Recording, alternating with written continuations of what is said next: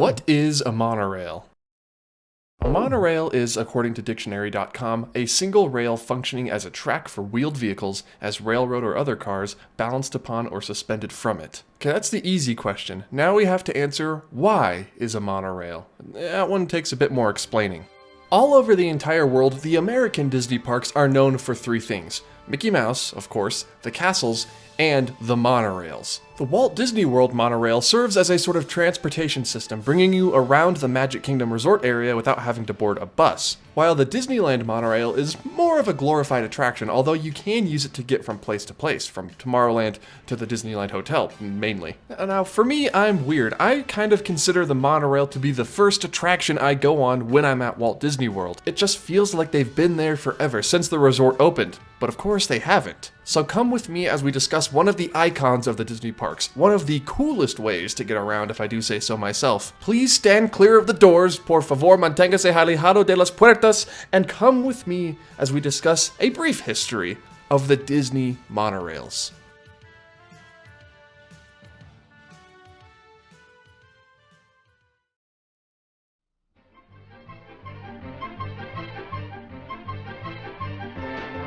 We are the most mobile nation in the world, over a highway system which is the most modern in existence.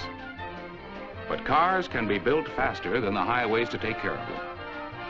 Wheels are rolling in all directions, and they're all headed for the biggest traffic jam since the wheel was invented.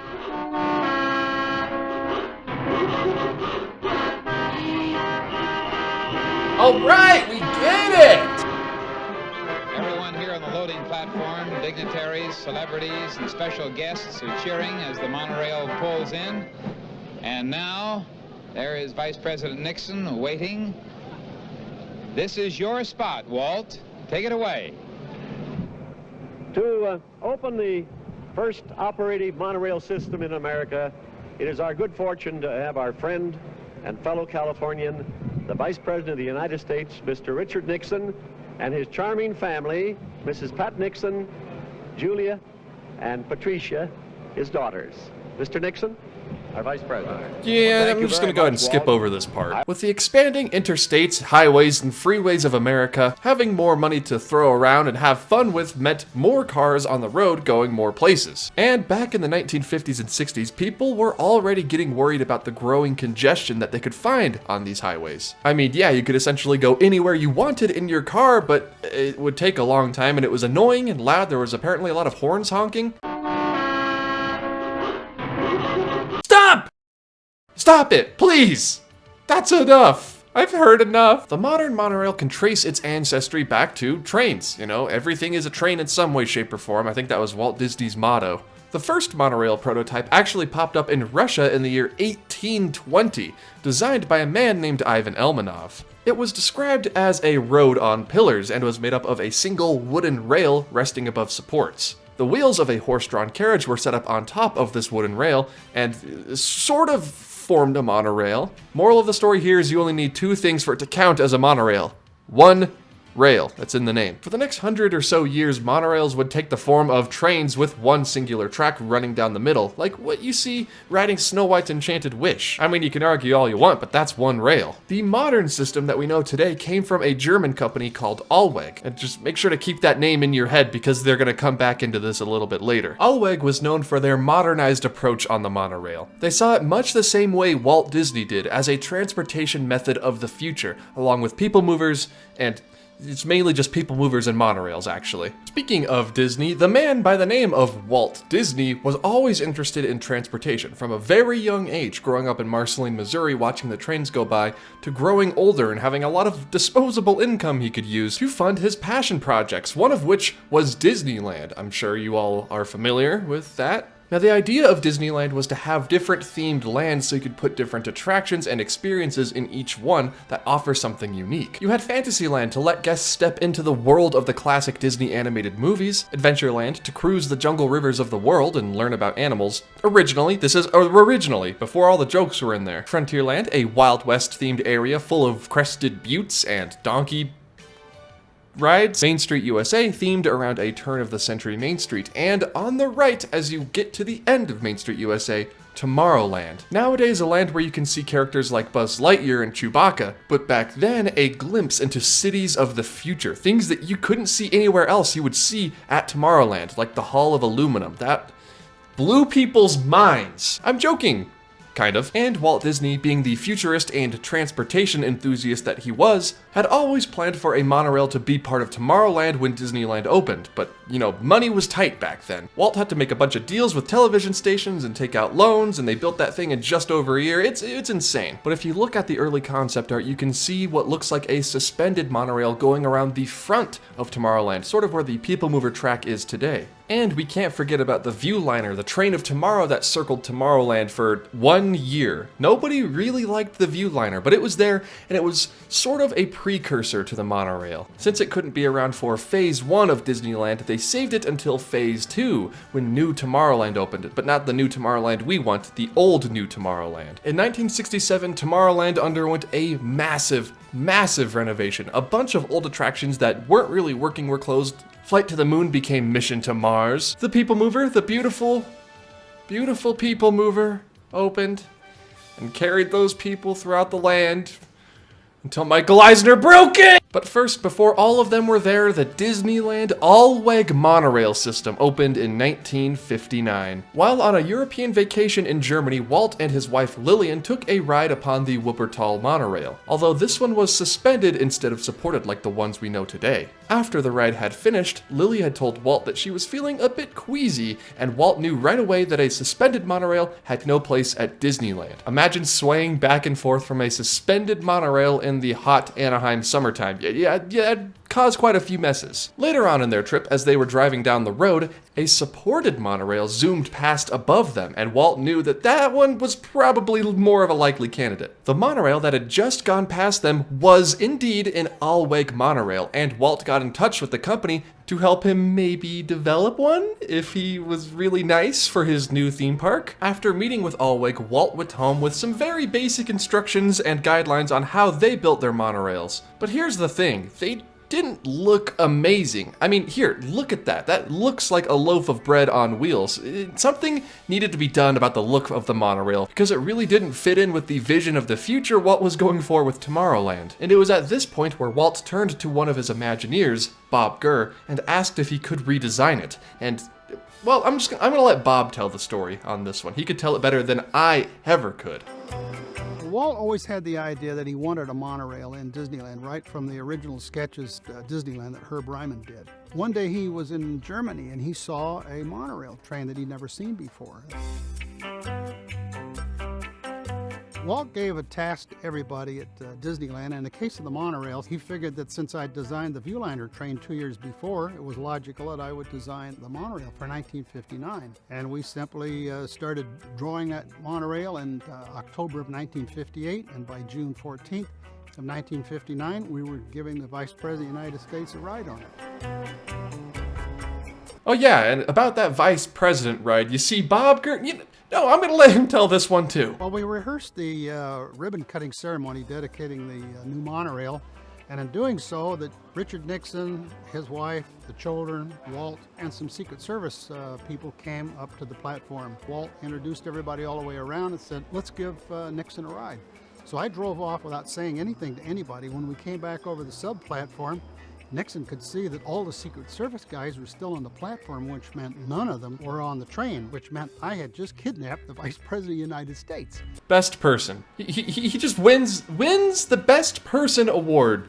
He did it! In 1961, the Mark I cars, the original Disneyland monorail, were phased out in favor of the Mark II monorails. Now, not only were they brand new models, but we now had a third monorail, Monorail Yellow, in addition to the red and blue that we had had before. And if you were staying at the Disneyland Hotel, fear not, you could get from Disneyland Park to your hotel in a very quick trip by taking the monorail. Now, like I said, it was an official transportation system of the future. Maybe not, but it was a lot of fun. And then just 7 years later, we went up a Mark II, Mark III, and green joined the fleet. Now we had red, yellow, blue, and green, 4 different monorail cars that traveled the tracks around Disneyland, and people loved them. But concurrently with developing the Mark III, they were also developing the Mark IV, but not for Disneyland. No, they were going bigger and they were going better than they ever had before on the other side of the country in Orlando. The Mark IVs, baby. Ooh, mama, mwah. These things were beautiful. These babies would cruise around the Seven Seas Lagoon, stopping at the Contemporary and the Polynesian and also the Transportation and Ticket Center in Magic Kingdom. And not only were they a fun sort of first ride when you arrived at Walt Disney World, they also served an actual purpose here to get from point A to point B. And that is why I think the Disney World monorails are a bit more iconic now than their older brothers over at Disneyland. Sure, the monorail we have today in the year 2022, the Mark VII, looks cooler, and boy, do I mean way cooler. These things look amazing. But more people ride and enjoy the Mark VIs, the ones that we have currently at Walt Disney World, because it's almost required to get into the Magic Kingdom. It's part of the experience. You know you're at Walt Disney World when you step on that monorail and you hear that announcer. But I'm getting way ahead of myself here. Let's go ahead and go back to the Mark IV monorails at Walt Disney World and the aforementioned winner of the Best Human Award, Bob Gurr. He has quite the story about the Mark IV monorails before Walt Disney World opened. And again, I'm gonna let him tell it. You know, if you ever want to know what driving a monorail is like in Walt Disney World, we had to test the monorail on July 1st. No, excuse me. This would have been September 1st. This would have been Labor Day, 1971. The structural engineers that designed the Contemporary Hotel thought that if a monorail went through there, it would be like an elevated train, you know, steel rails, and it would shake the building. We said, no, it's not going to bother the building one bit. So since I was the seismology expert in Disney at that time, we had a seismograph, a little portable one. So we bolted it down to the track. And then, even, as you know, the monorail goes through the Contemporary Hotel at 5 miles per hour.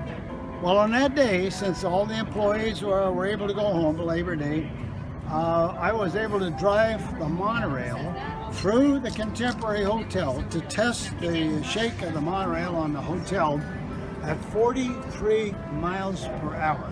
Now, it's a very small opening that you go through. I swear, the first time I went through, that opening was going to close down smaller than I was going through this thing. Train went right through the station. The recording of the seismograph never recorded a thing, no vibration whatsoever, and they said, do it 2 more times. I was just thrilled to death. The only time this is ever going to happen, do 2 more laps around the park, come ripping through from the south side, go right through the Contemporary Hotel, 43 miles an hour with only about 5 people present. I wish somebody would have recorded that, because I got that in my head as the wildest thing I ever got away with, driving monorails at Walt Disney World. How many times do I gotta say? How many times? This guy is the 2-time. This man is the 2-time Best Human Ever award winner. Bob Gurr, how do you do it? You just went ahead and blasted that Mark IV through the Contemporary. Nobody even asked it. He just did it. He just did it because he wanted to, because it'd be fun. Okay, what was it? Something about Mark IVs? You know, these look very similar to what we ride today at Walt Disney World, but they are different. And if you're thinking to yourself, oh yeah, no, I remember riding the Mark IVs. They were at Disneyland for a while there. They were super cool. They looked like the Disney World monorails. Wrong. You're wrong, my friend. Those are the Mark Vs. To make it a little bit easier to understand, I drew up this diagram with all of the different monorail marks and how to tell the difference. The Mark Vs at Disneyland were meant to echo the Mark IVs over at Walt Disney World, sort of to tie both of the properties together. And then 3 years after they introduced the Mark Vs to Disneyland, Disney said, you know what, no, we're gonna give Disney World an entirely new fleet of monorails, and so the Mark VIs were born. Are you keeping up with this? We're on the 6th incarnation of the monorail. Now these puppies are the ones we all know and love today, the ones that I can actually film with my good camera, because these are the monorails running at Disney World right now. And they got the awesome glow for the 50th anniversary, making these objectively the best monorails. I think subjectively, you know, you can make an argument for any of them, really, but objectively, these are the coolest. And remember just a second ago when I was talking about how the glows made the Mark VIs the objective coolest monorails? Well, the subjective coolest monorails, for me, my personal favorite, are the Mark VIIs at Disneyland. These are the ones we have today, and the ones that strike the best balance between classic and modern. I mean, yeah, they look like the old Mark IIIs, but sort of brought in into the present. I really appreciate them, and there are 3 of them. What monorail is your favorite? Well, I'm assuming most people are either going to say the Mark 7 or the Mark 6, just because these are the ones we ride most often and the ones that we are accustomed to, but there might be a few nostalgics out there who prefer the Mark 1, 2, 3, 4, 5, you know, the old guard. Now, the futures of the monorail systems look very different depending on what coast you're on. The Disneyland monorail system, I think, is great. It's doing fine. They look great. You can get from point A to point B with them. I think the Disneyland monorail is in a really good spot right now. But the Disney World monorail, well, look at this. Station. Smoking is not permitted at Epcot, except in designated areas. Please consult your guide map or ask a cast member for locations. Please hold on to the handrail and stay clear of the doors until the monorail stops completely and the doors open. Ladies and gentlemen, on behalf of the cast of the Walt Disney World Resort, welcome to Epcot. Yeah, not ideal, but don't worry, there's more. Following a breaking news alert at Walt Disney World right now, an incident with the monorail. We are seeing some pictures from witnesses. Take a look. Jim Parker posted this photo on Twitter this afternoon. He claims this is a piece of the monorail. He says it fell off the monorail. Disney confirms they are looking into his claim and are looking into the cause of this malfunction. Leighton Shields posted video from inside the monorail showing ambulances outside. Shields says the monorail was smoking, sparking, and very hot inside after it broke down. Reedy Creek Fire Department confirms they did respond to a monorail incident. Disney says it happened on the monorail that operates between the Ticket Center and Epcot. Disney says there was no damage to the vehicle and there were no injuries or evacuations. They could not specify how long guests were on the monorail before they were removed. Yeah, you know, the Mark 6s could be, doing a little better. I think it's about time for the Mark 8s to make their way in.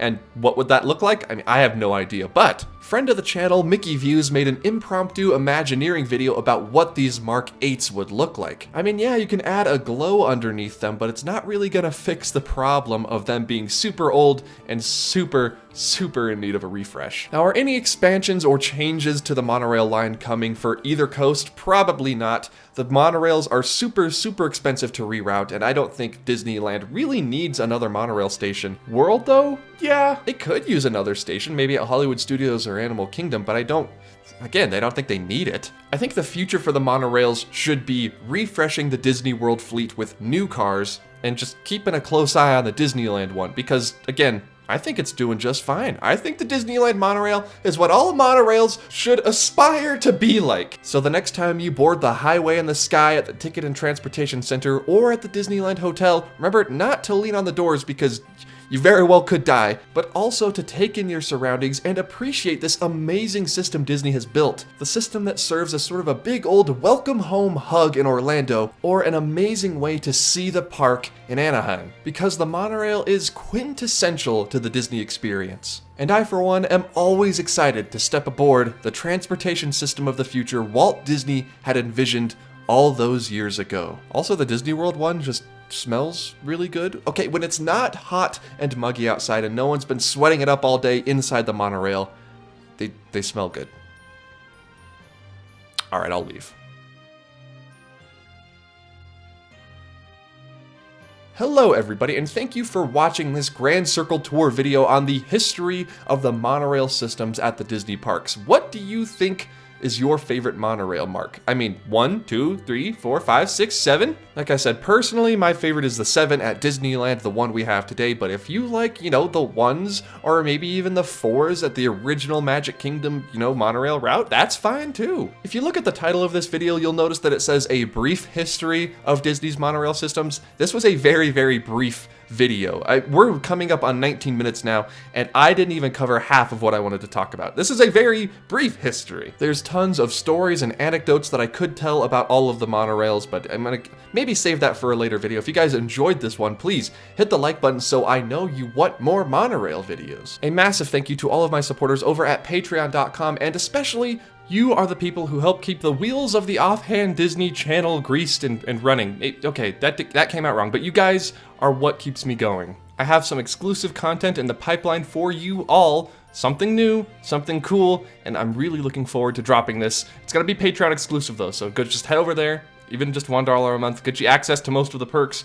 And keep an eye out on that page. Just be ready, okay? It's gonna be great. Please be sure to follow me on all of my social medias. That's Instagram, TikTok, and Twitter. I'm at Offhand Disney on all of those places. Especially over at TikTok, I'm making videos that you will not see posted over here on YouTube. So if you want just more Offhand Disney, head over there. It's some different kind of stuff, but also some stuff you're used to. So I'm not gonna make any promises on how often I'm gonna upload, but it's new and it's fun. And that, I think, everybody, wraps it all up. Thank you so much for watching this video. I hope you all enjoyed it. I really do. I hope you enjoyed it. I do like doing history videos like this. And I will see you all in the next one. Goodbye.